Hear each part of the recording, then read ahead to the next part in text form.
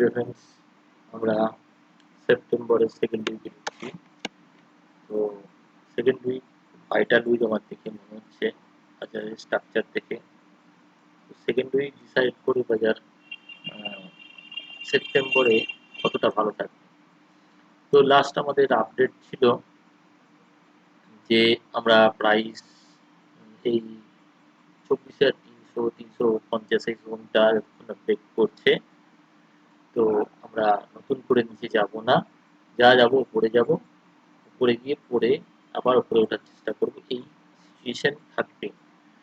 তো আমাদের কাছে যদি অ্যাজ এ আমরা কারেকশন পয়েন্টেই আছি এখনো, এই ট্রেন্ড লাইনটা ব্রেক করলে কারেকশন ওভার হয়ে যাবে। তো আমরা একটা হায়ার লো করেছি, এই লোটার এগেনস্টে এই লোটা হায়ার আছে, হায়ার লো করেছি, হায়ার হাই করি। তো প্রাইস এখনই বেরিয়ে যাবে না মনে হচ্ছে, যতক্ষণ না 25,000-এর উপরে ক্রস করবে। তো আমাদের জায়গা থেকে আমরা যেখানে দাঁড়িয়ে আছি সেখানে কন্ডিশন ঠিক আছে। তো আমাদের এই যে প্রাইস আমরা 25,160 দিয়েছে, সেখান থেকে আমাদের যে কারেকশন হলো সেই কারেকশন 80% মতন করেছে। মানে আমরা আপনারা এটাকে এরকম ধরতে পারেন, এটাকে এবি আকারেও ধরতে পারেন, এবিসি আকারেও। যেরকম আমরা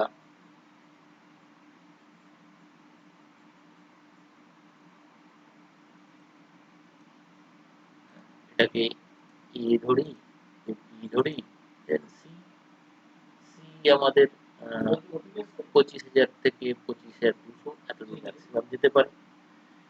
মানে ইন্টারনাল কাউন্ট করতে গিয়ে আমরা বুঝতে পারবো, ইন্টারনাল বলতে এই যে এ বি এবং সি, এই ইন্টারনাল কাউন্ট করতে গিয়ে বুঝবো অ্যাকচুয়ালি প্রাইস কিভাবে যাচ্ছে। বিহেভিয়ার যদি বুঝতে পারি তো আমরা নেক্সট উইক কতটা কার্যকরী হবে সেটা বুঝবো। তো ফার্স্ট অল আমাদের যে লোটা করেছে হায়ার লো, তো এটার রেসপেক্টে প্রাইস আমার মনে হয় আগামী এক সপ্তাহ থেকে 2 সপ্তাহ 25,200 একবার টেস্ট করতে যাবে। তো আমাদের কাছে টাইম 2 সপ্তাহ আছে 25,200 যাওয়ার মতো, যদি এই লো না ভাঙে, 24,400 না ভাঙে। ওকে, তো আমাদের ছোট টাইম ফ্রেমে যদি ট্র্যাক করতে আসি, তো দেখা যাচ্ছে যে প্রাইস আমাদের এই ফরম্যাটে প্রাইস যাচ্ছে। তো এই ফরম্যাটে যে যাচ্ছে প্রাইস, তো সেখানে দেখা যাচ্ছে যে প্রাইস এরকম ভাবে যাচ্ছে, প্রাইস 1 2 3 4 দেন 5। তো আমরা আগামী দিনে এই কামিং সপ্তাহে আমার মনে হয় এই দুটো লো যদি ব্রেক না করে, মানে 24,000 এটা লো করলো 24,630 এবং 500, এই জোন দুটো যদি ব্রেক না করে তো 25,000 থেকে 25,160 আবার টেস্ট করতে হবে। তো নেক্সট উইকের ক্লোজিং যদি 25,000 25,160-এর উপরে হয় তো প্রাইস উপরের দিকে কন্টিনিউ আপ ট্রেন্ডে সেপ্টেম্বরে যাবে। তো যেহেতু আমার মনে হয় 25,100 থেকে 200 এই জোনটা টাফ জায়গা, কারেন্ট ফরম্যাটে হয়তো নাও বেরোতে পারে। সেক্ষেত্রে কি করবো, কারণ কি এই পুরোটা যে ধরনের স্ট্রাকচারে যাচ্ছে, তো সেই ইলিএফ থিওরির অনুসারে তো এই স্ট্রাকচারে এই গ্যাপটা ফিল আপ করার জন্য প্রাইস কিন্তু আমার মনে হয় 25,200 থেকে ক্র্যাশ করবে আবার। ঠিক আছে, তো কতটা ক্র্যাশ করবে, আমরা আবার হয়তো 25,000, 24,800, 900 এই জোনটায় আসবো। ঠিক আছে, তো কেন আসবো, তো তার কারণ আমরা এই যে এইটার ওয়েব কাউন্ট কমপ্লিট করছি 25,100 থেকে 200 এই জোনটায়। তো এই পয়েন্টে এসে প্রাইস আবার কারেকশন আসবে। কারেকশন কতটা আসবে, মেবি 38 থেকে 61%। তো আমরা আসবো আবার এইখানে 800, 900 এই জোনটায় আসবো। ঠিক আছে, দেন ফাইনালি প্রাইস যাবে, কিভাবে যাবে, যদি আমরা ডেলি ফরম্যাটে আসি সেটা দেখতে পাবো কিভাবে যাবে প্রাইস। তো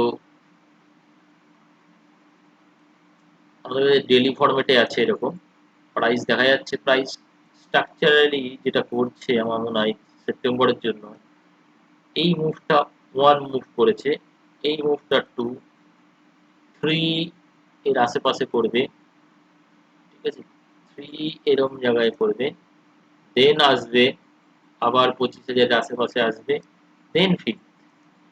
এইভাবে গিয়ে নিউ হাইটা মারবে। আমার দেখে মনে হচ্ছে অ্যাজ এ আমরা সেপ্টেম্বরকে যদি বাঁচিয়ে ফেলতে পারি এই লোকে, তো অক্টোবরও রান থাকবে।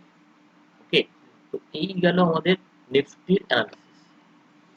এবার ব্যাংক নিফটিতে আসছি। ব্যাংক নিফটি অলরেডি আমার ধারণা এই ধরনেরই সিচুয়েশন করেছে, কিন্তু এটা কারেক্টিভ প্রাইসিং এ চলছে, তো দেখে যা মনে হচ্ছে।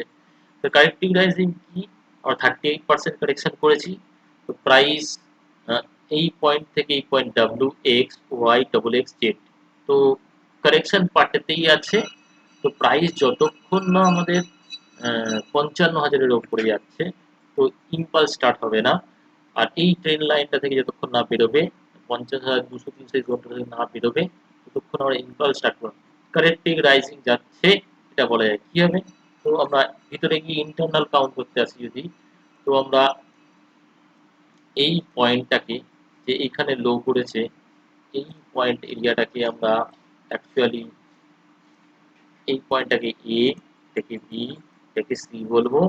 তো সি হয়ে যদি যায় রুলস অনুসারে, অ্যাজ এ ওয়েভ রুলস অনুসারে, তাহলে আমাদের কি আছে, আমাদের নেক্সট প্যাটার্ন হবে এই ধরনের, এই পুরোটা ডাব্লিউ এক্স ওয়াই, ওয়াই মানে আমরা উপরে যাচ্ছি। কতটা উপরে যাব, তো কতটা উপরে যাব সেটার মাপকাঠি যদি দেখতে যাই, তো টোটালের 100% উপরে যেতে পারি এর।